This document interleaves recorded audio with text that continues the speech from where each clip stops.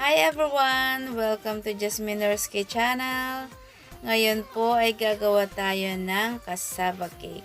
So, dyan lang po kayo at samahan nyo po ako sa paggawa ng cassava cake. This is our cassava. And here are all our ingredients. Ayan.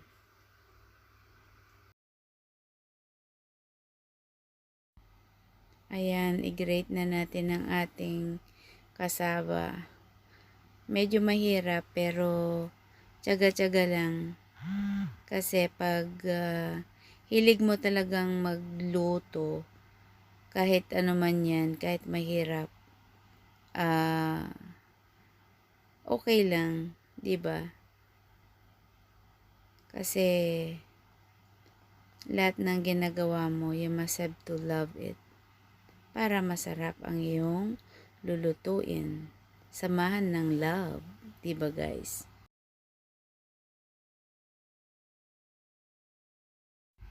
So guys, ito na yung ating grated cassava.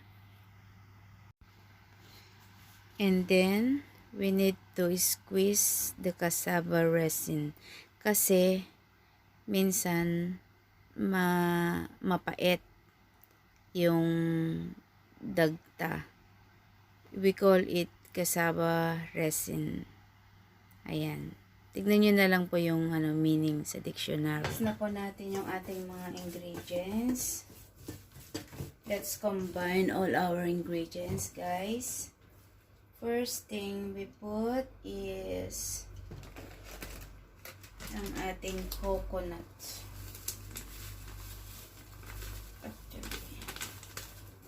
Ayan. Maggagawa po ako ng coconut.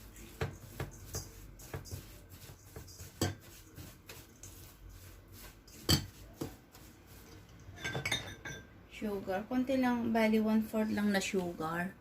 Dahil gagamit pa tayo ng konti lang. Hindi natin nilagay lahat yung 1/4.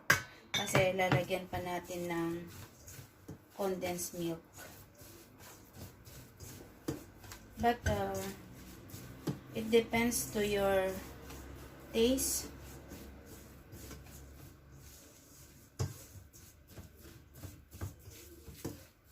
Tapos yung ating, this is a 1 can of evap milk. Yan. Lagyan na natin lahat.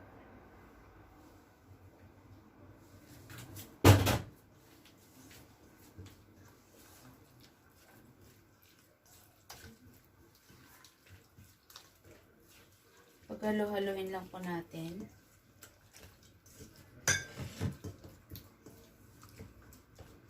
Tapos maglalagay din ako ng coconut cream para dagdag lasa. Yung kalahati nun, lalagay ko sa aking toppings.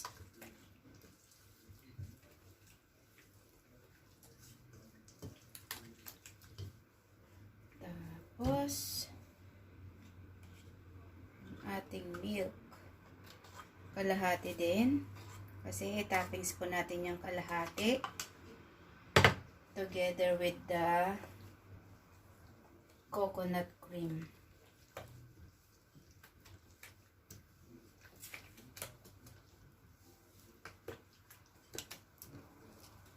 Yung ating egg. Let's beat it first. 2 eggs.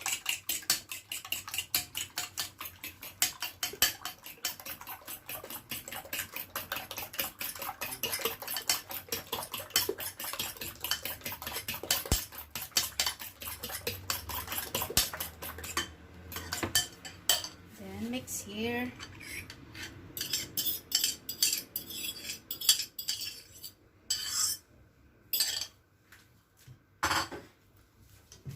Yan, pagkaluhaluin lang natin siya.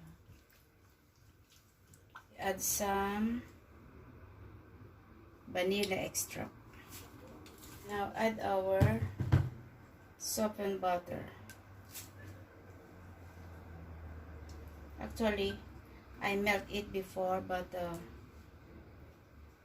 it's a bit longer of time before I mix my ingredients. That's why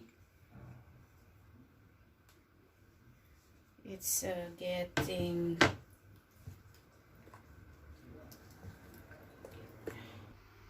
Now, i-grease po natin ang ating aluminum foil with the butter para hindi po dumikit yung ating cassava cake after we bake it and we take out from the foil.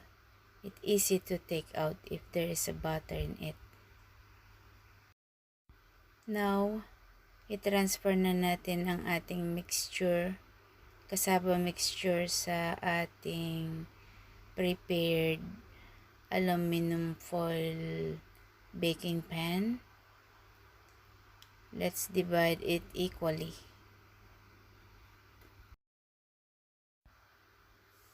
After that, we tap our mixture para to release the bubbles or air. Tapos po, sa ating pag-bake,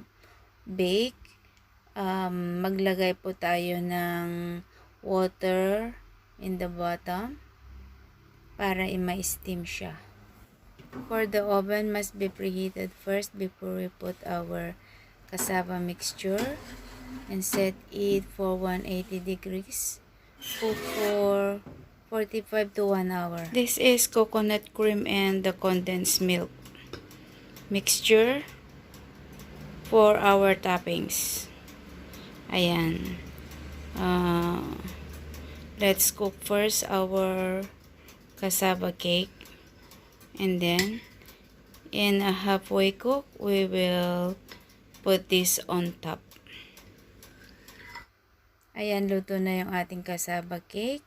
Ilagay na natin po ang ating toppings and we will cook it for another 30 minutes until it will be done.